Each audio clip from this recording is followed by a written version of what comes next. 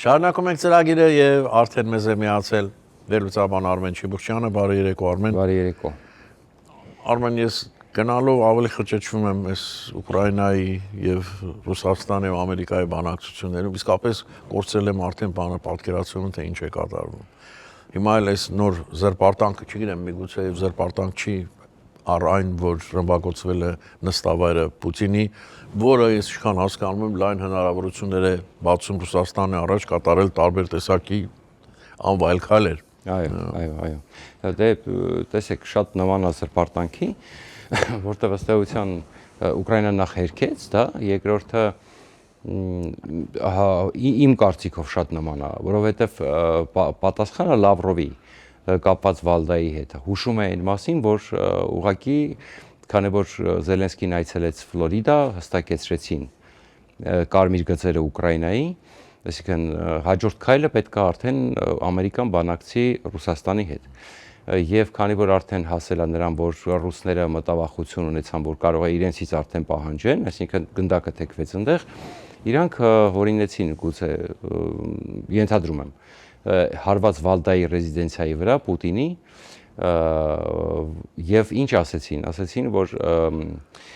մենք չենք դուրս գա բանակցություններից, բայց բանակցային մեր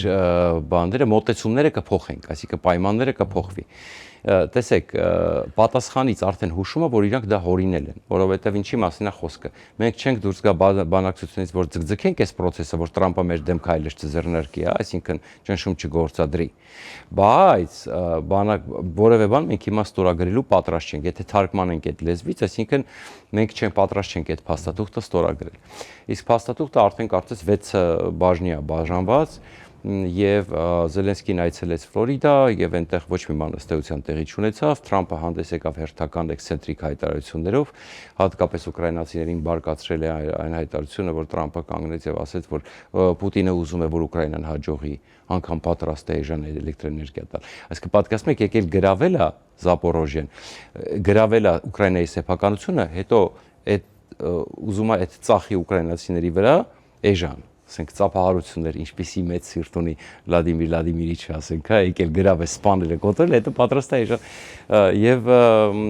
ինքը խճճվել է։ Ես հասկանում եմ ինչի է դա Տրամպը անում։ Տրամպը խոսելու ընթացքում ինքը երևի իմ մոտ տպավորությունը մտածում է, այ հիմա պետք է անկանխատեսելի լինել։ Այ հիմա պետք է անկանխատեսելի լինել, որտեղ էլի ես Պուտինի հետ լավ եմ, ինքը իրոք անկեղծ ուզում է խաղաղություն։ Իսկ ինչ թվում է, որ ինքը իսկապես այդպես է մտածում։ Ինքը հավատում է, որ Պուտինը իսկապես ուզում է։ Ինքը ինչ թվում է, եղբայրական ինչ-որ բան ունի Պուտինի նկատմամբ։ Եվ անգամ օրինակ է իր համար Պուտին, այ Երանի ես կարողանա այդպես երկիրը բռունցքով կառավարել, ոնց որ Պուտինն է կարող։ Ես կարծում եմ ինքը fascination ունի այդ անձի նկատմամբ, այդ մարդու նկատմամբ։ Տեսեք, անձնական հիացմունքը այդ տեսակի դիկտատորների նկատմամբ Թրամփի շատ տրամաբանական է եւ համաձայն եմ դες հետ, որ այդ անձնական որ ինքը տեսեք, որտեվ եթե դուք նկատում եք իր քայլերից, ով մի բան սխալ ասում է, այլ վիրավորում է, այսինքն այն մեծ դուք լավ հարց չեք տալու, դուք գնացիք չեն պատասխանում, այսինքն դա նման է դիկտատորական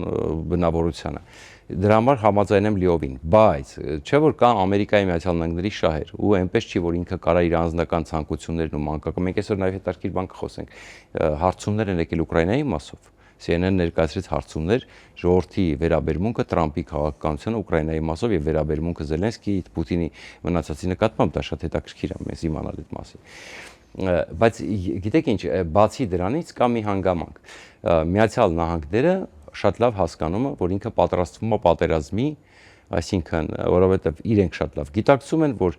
Սի Ցզինպինը բան չի, հավերժ չի եւ իր գլխավոր խնդիրը Թայվանը գրավելն է։ Դրա եւ իրենք հասկանում են, որ իրենց ռեսուրսները բավարար չի, որ հիմա ամբողջ աշխարհով ծախսեն։ Ինչ իրանք իրոք Տրամպը եւ իր թիմակիցները իհարկե ոչ պրոֆեսիոնալ թիմը, խոսքը Ռուբիոների կներեք,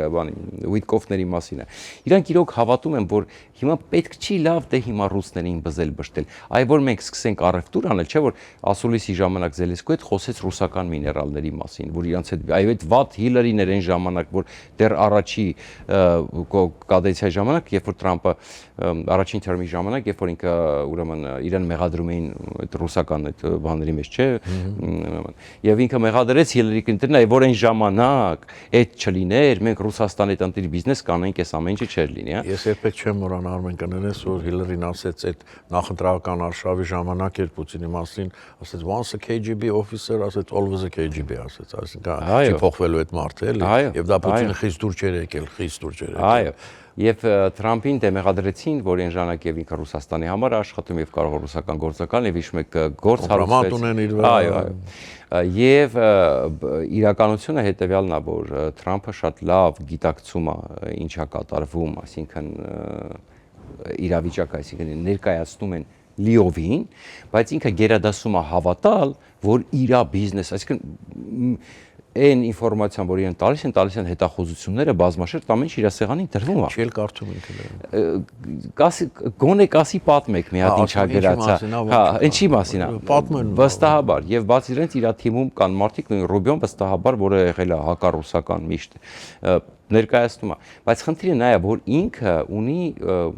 մի հատ իրան թվում է թե ինքը ամեն ինչ կարող է, իրան թվում է որ ինքն է արդեն իրան չեն խափի, որ այսինքն այդ բանը կա, որ հեսա մենք բիզնես ընկերներով հեսա անենց բան կանենք, որ պետք չի անվտանգ ոնց որ Ստալինը Հիտլերն էր հավատում, ասում էր մենք պայմանագիր ունենք, իր հետ չի հարձակվում մեր վրա։ Այո, բայց իրականությունը այնտեղ մի քիչ ավելի բարդ է, որտեվ կա նաև տեսակետ, որ իրականում Ստալինը Հիտլերին խափում էր, որտեվ ինքն էր ուզում հարձակվեր, որտեվ ինչի այդ անակնկալ հարձակում եղավ իրենց համար, որտեվ իրենք պաշտպանական դիրքեր չէին սարքել, իրենք հարձակվողական ամբողջությամբ տակտիկա էին ըմբռնել, իսկ սահմանին կանգնած էին զորամիավորումներ, որոնք պատրաստ էին հարձակման ոչ թե պաշտպանվելու, հա, այդ տրամաբանությամբ, իսկ այդպես տեսակետ էլ կա, բայց հիմա չմտնենք այդ պատմության մեջ, հիմա տեսեք, ինքը ինչ է ասում է, որ հիմա ռուսները ուզում են Դոնեցկը տուր, պարզ ասեմ ձեզ ինչ է ասում, տուր Դոնեցկը, մենք իրար հետ կսկսենք բիզնես անել, սաղ տնտեսության կվերածենք, այնտեղ ազատ տնտեսական գոտի կստեղծենք, հա, ուրեմն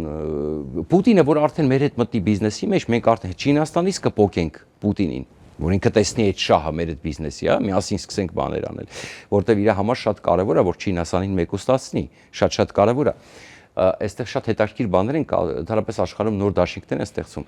ձևավորվում է հետաքրքիր առանցք Հնդկաստան, Իսրայել, Հունաստան, Արաբական Միացյալ Էմիրություններ, Կիպրոս, Եգիպտոս, առանցք, մեծ առանցքներ են ձևավորվում։ Աշխարհը շատ ինտենսիվ տեմպերով պատրաստվում է համաշխարհային պատերազմի, որովհետև քչերը գիտեն, որ նույն 20 թվականին Չինաստանն ու Հնդկաստանը ռազմական բախում են ունեցել։ Եվ անգամ այն ժամանակ դուք լուրերով տվել եք այդ մասին։ Այսինքն իրենք սահմանային երկու ուրեմն տարածք ունեն, մեկը ուրեմն Հնդկաստանն է համարում, որ Իրանն է, բայց Չինաստանն է վերահսկում, մյուսը Չինաստանում է, բայց Հնդկաստանը համարում է, որ ինքն է վերահսկում։ 20 թվականին եղավ բախում չինական հնդկական զորքի միջև 20 հոգի, եթե չեմ սխալվում, մահացել էր հնդկական զորքերից, Չինաստանը չէր բացահայտել իր կորուստները, որից հետո հնդիկները սկսեցին կառուցել ամրաշինական աշխատանքներ սահմաններին ամրապարտեն պատրաստվելով հարձակման։ Ամեն այդ բանի հետ էլ չէ 60-ականներն էր, եթե չեմ սխալվում, Չինաստանը սովետական միության հետ էլ ունեցավ կոնֆլիկտներ, այո, զինված կոնֆլիկտներ պարբերաբար եղել են Չինաստանի եւ Սովետական միության միջև, հետո Մաոնեկ այսպես կարծես թե հարաբերությունները կարգավորեց, հետո թշնամացավ էլի այդպես, հա, բարեկամ թշնամիների պես էին իրենց սպահում, այսպես, հա, ողերին բարեկամների, այսպես ասենք։ Եվ իրականությունը հետեւյալն է, որ հիմա ուրեմն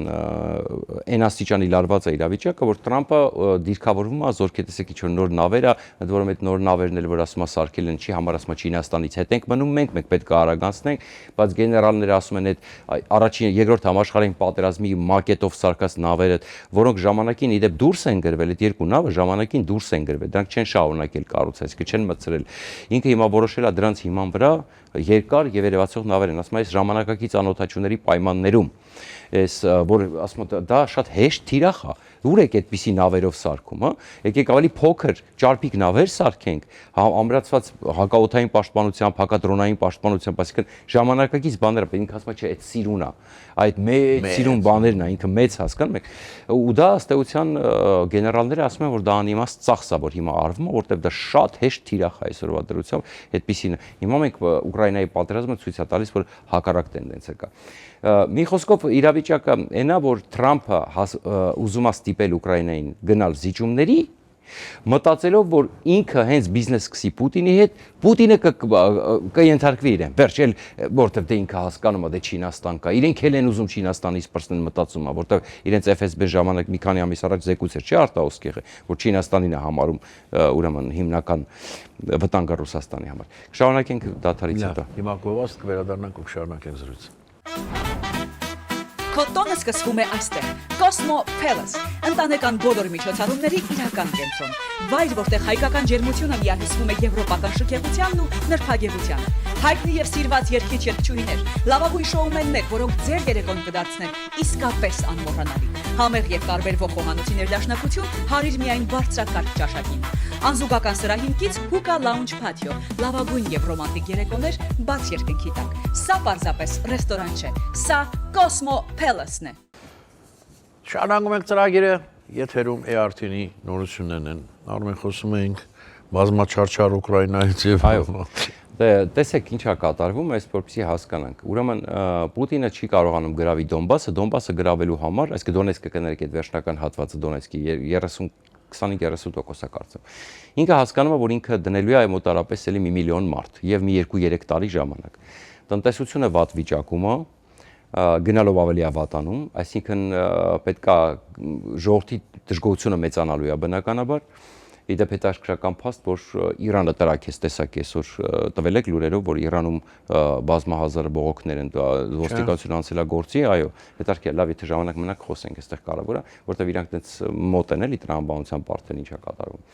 Եվ ուրեմն շատ նույն տիպի իսկ որ ռուսը զրկվի օղիից, այդ խնդրեմա ասենք, հա, կամ ընդհանուր արդեն այն տարական բաներից ասենք։ Կտրուկ ինֆլյացիա է Իրանում եղել եւ նույնպիսի կտրուկ ինֆլյացիա էլ կարող է Ռուսաստանում լինի ցանկացած պահի գները կարող են պայթել։ Դուք գիտեք ինչքան է Իրանում թանկացել ապրանքները այդ մի օրվա մեջ 72%-ով։ Ինչի՞ է դա կապված դա։ Բանի, արժեզրկման գումարի։ Հաճե, բայց ինչու հանկարծ։ Դե տնտեսական վիճակը սանկցիաների տակ է, այսինքն ձգում էին զորով, էլ ջրի խնդիր առաջացավ, էլ օդի խնդիր առաջացավ, ինչի խնդիր ասել, էլեկտրաէներգիայի խնդիր ունեն, ինչացես չունեն, խնդրեմ ունեն։ Ոչ արտահանում ունեն նորմալ, միանակ նավթ են ինչ-որ տես գախնի թաքուն արտահանում, մենակ Չինաստանն է առնում, եկե Վենեսուելան, չէ, Վենեսուելից բերում են։ Իդեպ Վենեսուելան առնում է նավթը, խառնում է իր նավթի հետ, որտեղ Իրանը շատ պինդ է, խողովակներով հնարավոր չի մղել, այո, ինքը պետք է խառնի,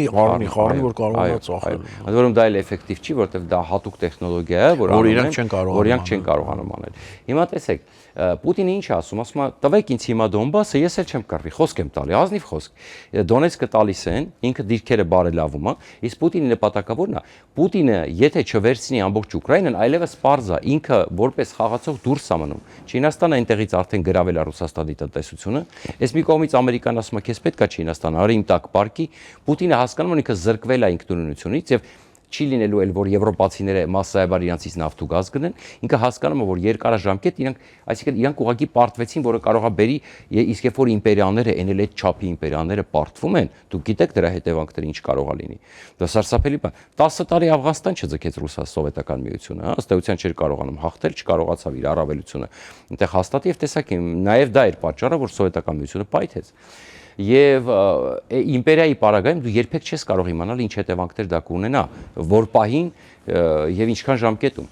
Հետևաբար Պուտինը հասկանում է, որ Իրան պետք է դուրս գալ Եվրոպայի սահմանին, որpիսի եթե Ուկրաինան վերցնի եւ ամբողջ ուկրաինական ռեսուրսները միացնի Ռուսաստանին, ինքը դառնում է վտանգ, ինքը դառնում է ռեալ խաղացող։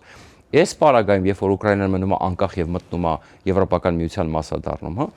ինքը կարա մոռանա Ռուսաստանի մասին։ Ինքը Ռուսաստանը աստիճանաբար այսպես գնա քայքայվող process-ներ են սկսելու։ Եվ ինքը դա շատ լավ գիտակցում է։ Եվ ինչ ասում, ասում է, ես չեմ կարող գրավեմ, ինձից շատ զոհեր է պահանջում։ Եկեք հիմա տվեք ինձ։ Ուրեմն, եւ ինչ որ ցանկացած առիթով Երբ որ այդ ամեն ինչը տան իրան, ինքը մի քիչ ուժեր հավաքի, սկսել երկիր փող գալ, բացվի մի քիչ գում։ Ինքը անպայման հարձակվելու է, պարտադիր, եւ ինքը փորձելու է այդ ժամանակ սրընթաց վերցնել Կիևը։ Դրա համար խնդրեմը հետեւյալն է, դրա համար կետերից մեկը, որ ինքը չի համաձայնվում, նկատեք։ Տեսեք, եթե դու ուզում ես խաղաղություն, Թրամփն էլ ասում է, նույն Թրամփին հավատում ես, չէ՞, թող Ամերիկան այդ պայմանավորի ասա, քո զորքերը բեր դիր կանգնի, ես համաձայն եմ, բայց ինքը ոչ մի զորք չի ուզում, ինքը մերժում է բոլոր տեսակի անվտանգության երաշխիքները Ուկրաինային։ Եվ դա խոչընդոտ է սարքում, որովհետև դա ակնհայտորեն, ես չգիտեմ Տրամպը ինչով է մտածում, բայց ակնհայտորեն պարզ ասում է, որ ես նպատակ ունեմ հետո հարձակվելու։ Եվ բացի դրանից, բայց հետաքրքրական ինչ է, Զելենսկին գնաց, որովհետև Տրամպին մերժել է, ճիշտ չի, հա, ոչ մի բանի մասին չպայմանավորվեցին, բացարձակ 0։ Ուկրաինան ասաց մենք մնում ենք մեր կարմիր գծերին, այո ասեց ռեֆերենդումը ուրեմն պետք է անցկացվի, եթե տարածքների հարց կանգնի, հասկացրեց որոշ հարցեր, նայած ասեց ինչ տարբերակով կլինի, կարա լինի պարլամենտական քվեարկություն, կարա լինի ռեֆերենդում, ուրեմն այդ ենթադրում եմ պարլամենտական քվեարկությունն ինքը ասեց, որովհետև այսպես ասում է Տրամպին, այսպես ասում է բանանելու համար, հարաբերությունները պահելու համար, բայց բնականաբար հետո շարունակեց, ասեց այդ հողերը իմը չի, իմ անձնական գրպանից ես չեմ անելու տամ, ասեց դա Ուկրաինայի ժողովրդին է պատկանում, եւ որովհետեւ ես կարողանամ ցանկացած հող հանձնեմ, ես պետք է հարցնեմ Ուկրաինայի ժողովրդից, եւ Ուկրաինայի ժողովուրդը պետք է որոշի, ես տամ թե չտամ դա, եւ դա շատ տրամաբանական է կարծում եմ, չէ՞ որ բացի դրանից մի բան, դուք պատկերացրեք, քանի ուրեմն 1000 մարդ ապրում այդ տարածքներում, եւ հիմա արդեն մարդիկ վախից սկսել են աստիճանաբար լքել, որտեվ հիմնական բանակցությունները դրա մասին է։ Այդ մարդիկ չեն ուզում, այդ մարդկանց 70-80%-ը չի ուզում Ռուսաստանը գա։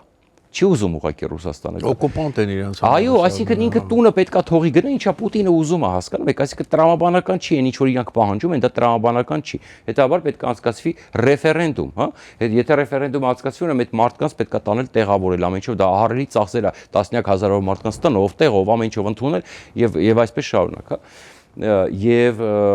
դրա համար Զելենսկին ասեց մեր կարմիր գծերը հայտնի են։ Հայտնի է Զապորոժիայի ատոմակայանի մասով համաձայն չի Զելենսկին, որպեսզի 3 մասի կիսեն։ Ասում են դա պետք է կիսվի Միացյալ Նահանգների եւ Ուկրաինայի միջեւ։ Մենք մեր 50%-ը վերցնում ենք, այդ 50%-ը ուզում ես ռուսներին ինչ ուզում ես արա, մեր գործը չի։ Ես չեմ կարող համաձայնվեմ նրան, որ իմ սեփականությունը ես իմ ձեռով նվիրեմ, որտեղ ես հետագայում այդ պահանջը պահելու եմ Ռուսաստանի նկատմամբ։ Ես չեմ կարող օրինականացնեմ որևէ ապօրինի տարածքային զավթում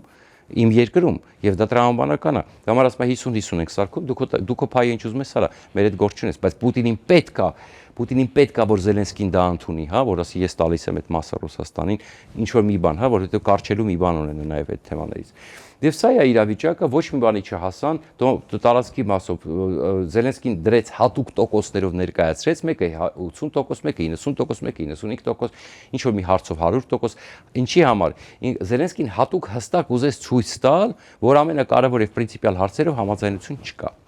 Եվ Տրամպն ընդունեց չկա եւ ասեց դե եթե չստացվի, ուրեմն պետքա պատերազմ լինի երկար ժամանակ։ Այսինքն հասկանում եք։ Այսինքն ըստ էության ես որևէ դրական եւ միանգամից անմիջապես պատասխանը եղավ Լավրովի կողմից ակնհայտորեն սա շարունակվելու է, բայց ամենակարևոր մի բանը Ուկրաինան արդեն 2 տարվա գումար ունի տնտեսության համար 90 միլիարդը հատկացվեց գումարած տեսակ տարբեր կողմերից նույն Կանադան, որ Եվրամիության անդամ չի, 2.5 միլիարդ գումար տվեց Ուկրաինային։ Եվ այդպիսի բացի Եվրոպայի փողերից կա Ռամշտայնի ուրեմն ձևաչափ, հա, կա, չգիտեմ, այնտեղ տարբեր Ավստրալիա, Ճապոնիա, Կանադա, որոնք առանձին, ասենք, նաև օգնում են եւ գումար են տալիս։ Այսինքն մեծ հաշվով Պուտինի համար դա ցավոտ հարված էր, որ Ուկրաինան արդեն 2 տարի կարող է պատերազմը շարունակել ակնհայտորեն, իսկ ինքը հարցը 2 տարի կարող է շարունակել, թե չէ պատերազմը։ Այսպիսի բան էր։ Շնորհակալություն։ Ես շնորհակալ։ Այսօրվա համար այսքանը, կհանդիպենք վաղը, միշտ տեսություն։ Հաջողություն։ ARTN լուրերի հովանավորն է FIBI ընկերությունը։